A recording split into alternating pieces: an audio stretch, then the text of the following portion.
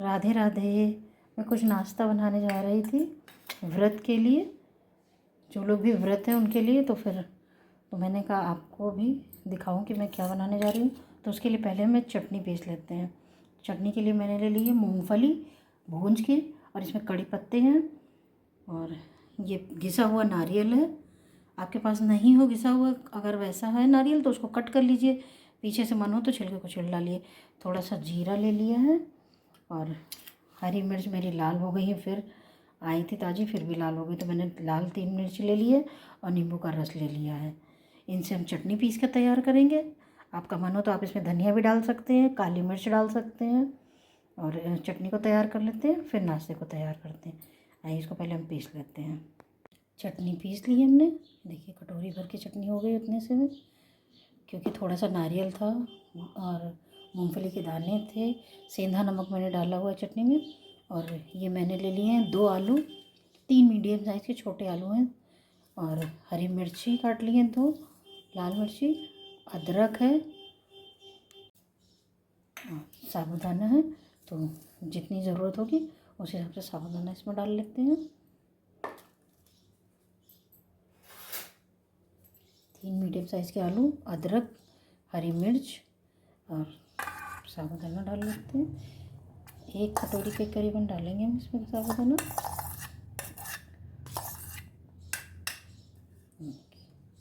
मुझे नाप पता है 1 कटोरी की, आपको नहीं मालूम है तो आप कटोरी से नाप के।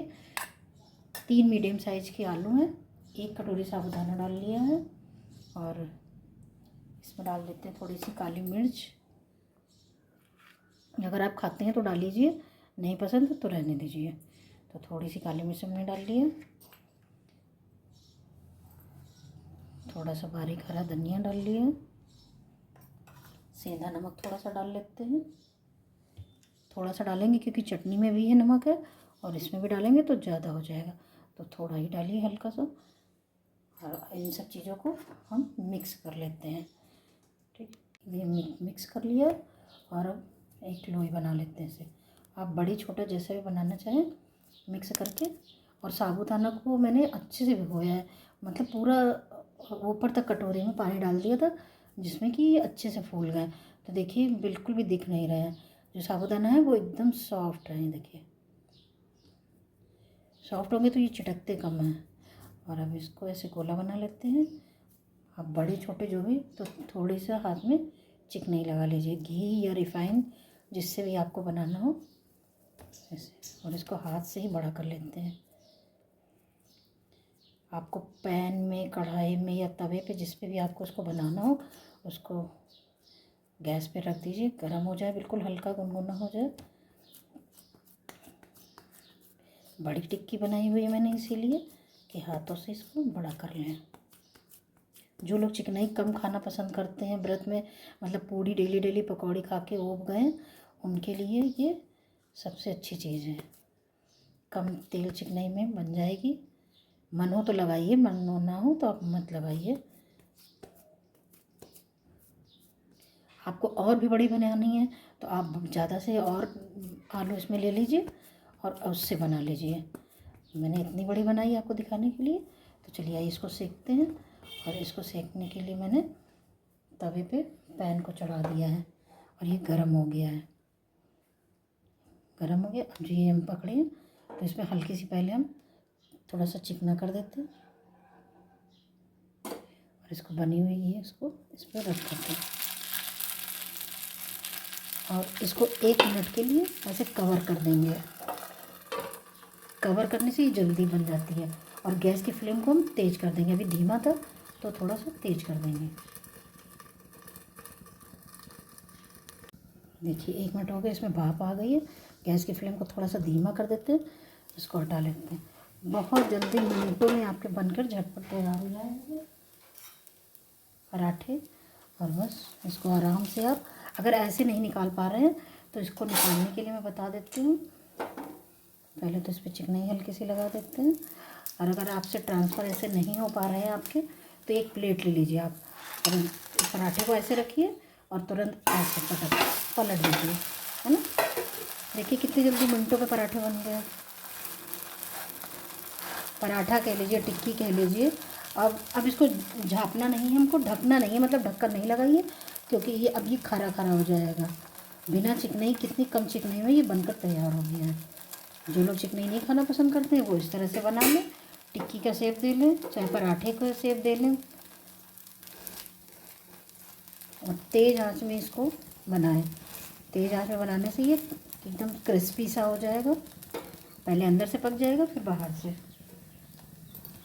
1 से 2 सेकंड में आपका नाश्ता बनकर तैयार है। व्रत का नाश्ता के लिए खाने में अगर आपको खाना है, आप अकेले हैं, तो इसको बना के जल्दी से बन जाने वाली चीज़ है और पेट भी भर जाएगा। घी, तेल, चिकनाई किसी चीज़ की ज़रूरत नहीं है। मैंने देखिए 1 से 2 ही बूंद बस लगाया आपके सामने,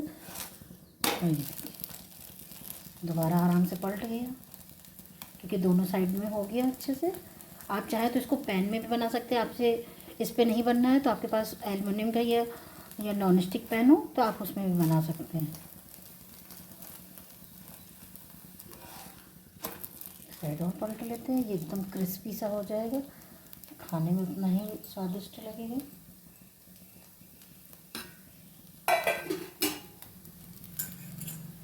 इसी तरीके से दूसरा भी बना लेंगे। तेज आंच में ही हमको बनाना है, क्योंकि इसको एकदम क्रिस्पी सा करना है। जैसे पूड़ियों को हम लोग खरा खरा से नहीं कर लेते हैं, कुरकुरी हो जाती हैं, कुरकुरी से बिल्कुल वैसा ही करना है। आप ऐसे नहीं पलट पा रहे हैं तो वैसे ही जैसे मैंने बताया, आप प्लेट में लेके इसको और पलट लीजिए। हाथ में नहीं बढ़ा पा रहे हैं तो आप तवे के ऊपर इसको रखिए और हाथ से तवे पर इसको बढ़ा लीजिए। पराठे वाले जो दाबने वाला होता है, आप उससे हल्के हल्के हाथों से आप उस पर बढ़ा लीजिए। तो इसको हम निकाल लेते हैं, बन गया है। गैस की फ्लेम को धीमा कर देते हैं, क्योंकि जब भी दूसरा पराठा या पूड़ी डालिए तो गैस की फ्लेम को धीमा कर लेना चाहिए ना, आपका हाथ ना जले, इसका भी ध्यान रखिए आप।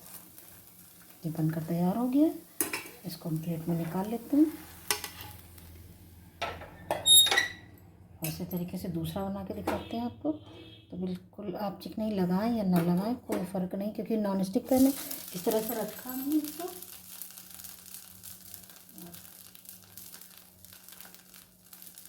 आप जैसे ये चम्मच है, अगर आपको इतना मोटा नहीं रखना तो आप ऐसे धीरे धीरे इसको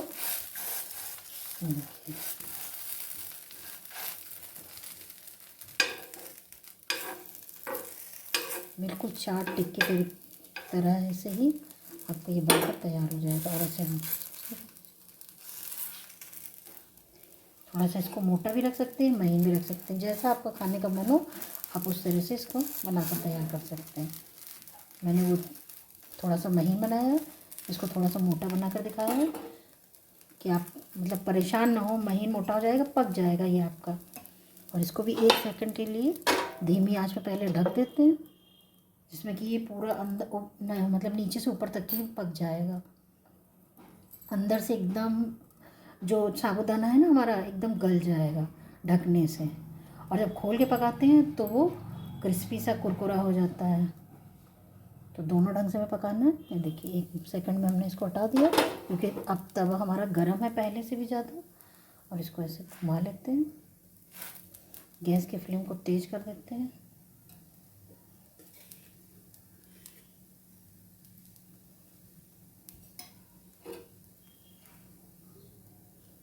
हल्के से बिल्कुल लगा दिया मैंने, देसी घी लगाया है,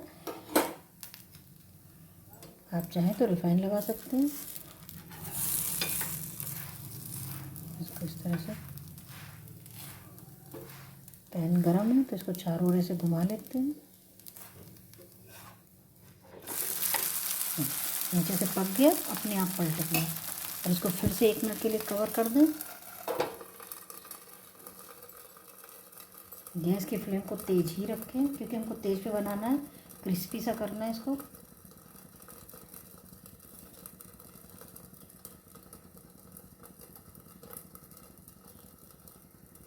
हटा देते हैं।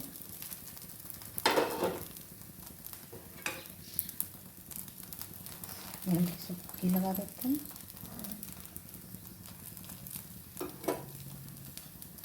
झटपट से हमारा नाश्ता जो है बनकर तैयार हो गया है, व्रत वाला। आप नाश्ते में बना के खाएं, इसको खाने में बना के खाएं। चाय के टाइम पे बना लें। शाम की चाय में भूख लग रहा है और फिर उसके बाद में खाना नहीं खाना है तो उसको बना लिया, पेट भर गया खाने से इसको।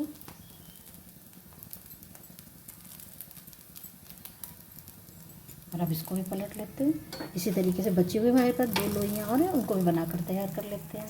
देखिए 2 सीख गए हमारे और बाकी सीख रहे हैं अभी। तो इसके साथ मैंने चटनी रख ली है।